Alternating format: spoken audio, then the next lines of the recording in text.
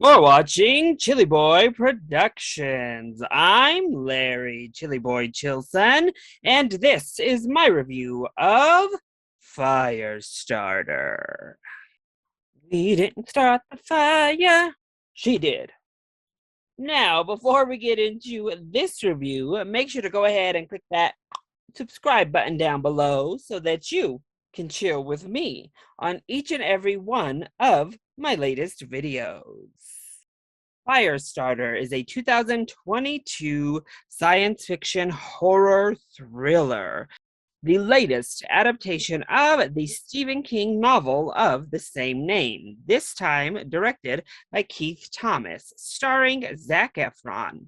The film follows a couple who are desperately trying to hide their daughter from an ominous organization that seek to take her for her powers. But as Charlie turns 11, her powers become harder and harder to control. And when an operative finds his way to their household, Charlie truly unleashes the fiery fury of her gift.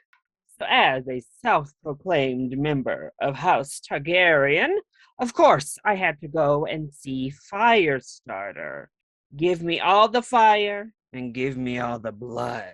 A horror film centered around fire being the main weapon? Yes, please. Now, full transparency, I have never read the Stephen King novel. Actually, I hardly read. Let's just call a spade a spade. But I also never saw the Drew Barrymore adaptation or any other filmed adaptation of this story. So I was going into this 2022 adaptation pretty much completely blind. I only knew the little girl had fire powers. The trailers, they didn't do much to sell me. And it's not like there was much promotion to begin with because Universal kind of dumped this one in the middle of May. I can see why they chose this release date though, because it is coming out for Friday the 13th. Unfortunately, Firestarter never gets hotter than a low simmer. But let's go ahead and start off with the positives of the film. I'm going to start with our core family because I actually believe all three of them do a very solid job in the film itself. Zaddy, Zac Efron, does enough to heat up the screen on his own without any firepower, but he also does a very nice job of being this cautiously caring, stern father figure. I know it's weird for so many of us to see Zac Efron now evolve into playing a dad, but he works really well in the context of the film, as does Sydney Lemon, who plays the mother here. She is very good in the much more limited screen time she has. Then we have Ryan Kira Strong, who plays our little fire starter, and I thought she did a wonderful job. Much like Drew Barrymore, with these child actors having to act with powers that don't exist and have to really physicalize this imaginary subset of your character, it's a really difficult job, even for adult actors. We actually just heard Ewan McGregor talk about how difficult shooting those Star Wars prequels was because it was so much blue and green screen. Imagine a little girl having to make up imaginary powers and visualize it. And for what she was asked to do, I think Armstrong did a really nice job with the work. Also, Arnold Grayeyes, who plays kind of our villain of the film, our mercenary, is strong as well. The first time I saw him was at a small Sundance film in 2021, and he was fantastic in that film, really an intimidating presence. And he naturally oozes that here yet again. And I loved the tidbits we got with some deeper meaning, some more metaphorical work in the script itself. With Michael's character, the mercenary, we really just barely touch on the idea of Native Americans being guinea pigs for white people. It's quite literally spelled out, but unfortunately, we don't spend nearly enough time there. I was just happy to see that kind of brought into the fold. Also, the analogy of, puberty, hiding, suppressing obviously hits home, I think, within the LGBTQIA community, because that's a lot of language that revolves around kind of coming out to be your true self. But I think so many communities obviously relate to that. And as we see with the X-Men, mutant powers and having them kind of come of age when you hit that tween age is a really useful tool that can be utilized well. I wouldn't say it's utilized well here, but some of the discussions and the language used in that first act of the film really at least set up something interesting. Also, thankfully, it's quite short. It clocks in just over an hour and a half, which is kind of the perfect runtime for this material. They don't stretch it out, labor it on and on past its expiration. Instead, it moves by pretty quickly. So then, doesn't work so well when it comes to Firestarter. Well, the biggest sin of really any film, but particularly a Stephen King adaptation horror film, is that it's just kind of boring. I definitely was checking my watch even with that hour and a half runtime because it doesn't do a good enough job setting up the story, setting up these characters specifically. Get the family dynamic very quickly, but we don't spend enough time with this family.